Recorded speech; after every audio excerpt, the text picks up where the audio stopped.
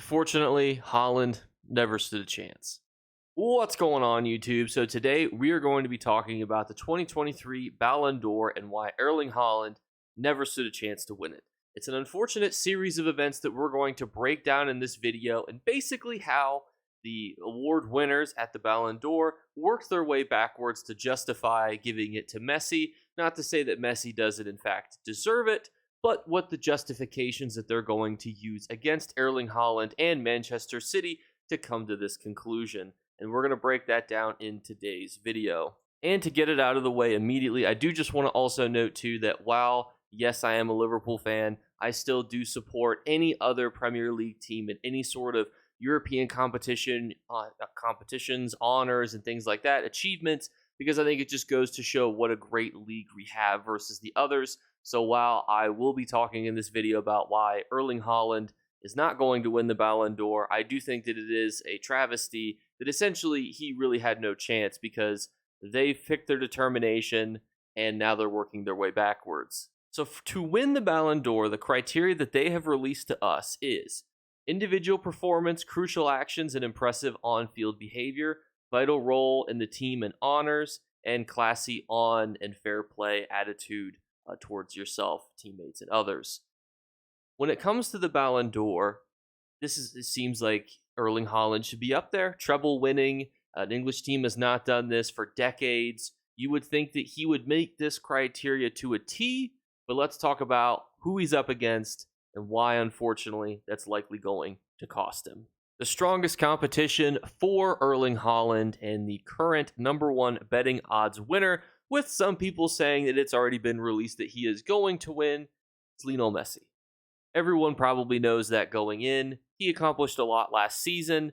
While a lot of people would not look at his league achievements anywhere near to Manchester City, let's talk about what he did. So he won the League One title. He reached the semifinals of the Champions League, but most notably, he won the World Cup and was awarded the Golden Ball for his achievements in that competition. And when you already have a system of people and voting in place that kind of favors those who are more popular, charismatic, and well-known, and you give them all of these rewards and titles to go off of, you are going to be in a situation where you are really going up against it. So let's talk now about what Erling Haaland has done, how that will play into it, but also how it also will go against him. So what exactly did Erling Haaland do to even be in the top 2 race?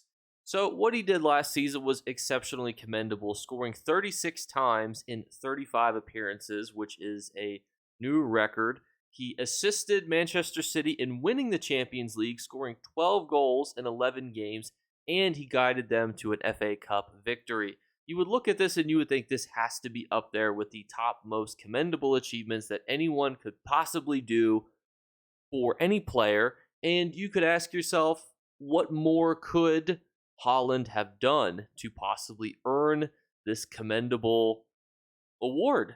And this is where he really starts to lose points, unfortunately. When you break down the final performances, this is what the Ballon d'Or is going to use against him. The committee is going to utilize the information we're about to talk about to not give him the reward because essentially they don't want to. And this is coming again from a Liverpool fan who thinks that anyone who wins a treble in English football should win the Ballon d'Or. I think, yes, Messi winning League One. There's tons of people who win League One. There's tons of people who win the World Cup and never come anywhere close to winning a Ballon d'Or. If it wasn't Messi and if it was another World Cup winner who assisted Germany to winning the World Cup, they probably would not be in competition for winning this prestigious award. So we are really looking at this from a perspective of we've picked who we want to win. Now, how do we take this person who has all of this prestigious history and prestigious accolades that they got last season and turn them against him? And it is going to be the first section of the Ballon d'Or criteria. Let's start off and look at some of the competitions that Erling Haaland was in and how he performed in those. So starting with the FA Cup final, it's important to note that even though Erling Haaland is the striker for Manchester City, he did not score any of the goals that were involved. It was actually Gundogan that scored those goals. And unfortunately, He really did not contribute at that game overall, and that's one of the 3 trophies that he won last year. In their 1-0 win in the Champions League on a historic night in Istanbul, unfortunately, Erling Haaland did not score, and in fact, it was Rodri that did score the winning goal for Manchester City. And in the semifinals, where Manchester City won 5-1 on aggregate against Real Madrid, none of the 5 goals scored were from Erling Haaland. In fact, you have to go all the way back to the quarterfinals against Bayern Munich to find an Erling Haaland goal contribution, which he did do against a prestigious European club. And if you're a Ballon d'Or organizer and you really don't want Erling Haaland to win, you're going to point to that, and you're also going to point to the fact that almost half of his goals came from RB Leipzig alone and came from battering smaller teams. In fact, his contributions against some of the big 6 teams have been significantly less. Now, again, football is a team sport. Whether or not you assist, you get shots on target that lead to the goalkeeper being out of positions for rebound shots, whether or not your shot causes an own goal, whether or not you getting picked up by multiple defenders causes other people to be free, those things should all be taken into consideration. But when you're looking at the most prestigious award in Europe and potentially even in the world, depending on, how you gauge some of the other competitions' rewards, they're going to use this against you, unfortunately. And that is what is really unfortunate. An interesting question that I had seen online is, what could have Erling Haaland done differently to win the Ballon d'Or? But a really interesting question, too, is you could ask, what could any Manchester City player have done differently? Because you had people like Rodri scoring game winners. You have Gundogan scoring game winners to get yourself prestigious trophies. You've got Kevin De Bruyne, helping to dismantle some of Europeans, most elite clubs. What could have all of those players, what could have Ederson done differently? Kept a clean sheet against one of the best European sides ever. That's where I think this also becomes interesting. Is it truly just the World Cup win that allowed Lionel Messi to run away with this competition? Is there truly nothing that any of these other players at Manchester City or previously any other years where Liverpool won the league and Virgil van Dijk came 8 points short, what else could these players have done? And I think that's the frustration of every football fan that has been watching the Ballon d'Or, all these leaks, all this information as it comes out. Because it's like, what do you want these other players to do? Just be Lionel Messi? Do they need to do a name change? Do they have to go, steal his haircut? Do they also need to go to Inter Miami?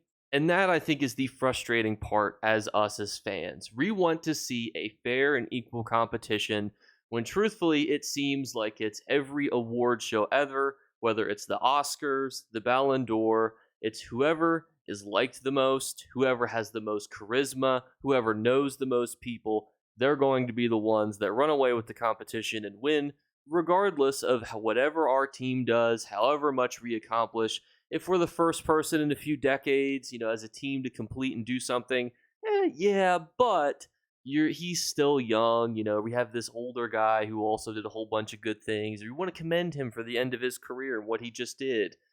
That's where the frustration is. And that's where I'm going to wrap this video up for you guys, because overall, I think those are the big key components of this situation.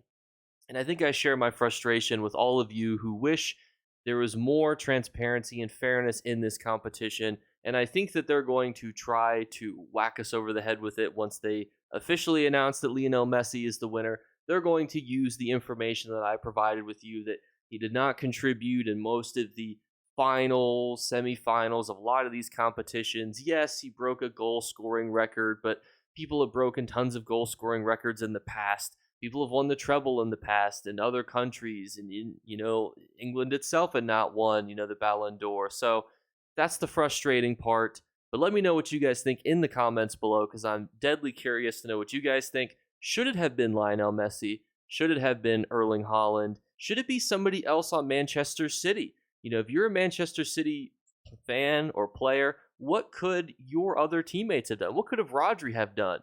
What could Ederson have done as a goalkeeper? What could John Stones have done differently? Is the expectation that he scores the game-winning goal to win the Ballon d'Or? Is this just why it always seems to go to attacking players? Let me know what you guys think in the comments below, and I'll catch you guys later. Bye, guys.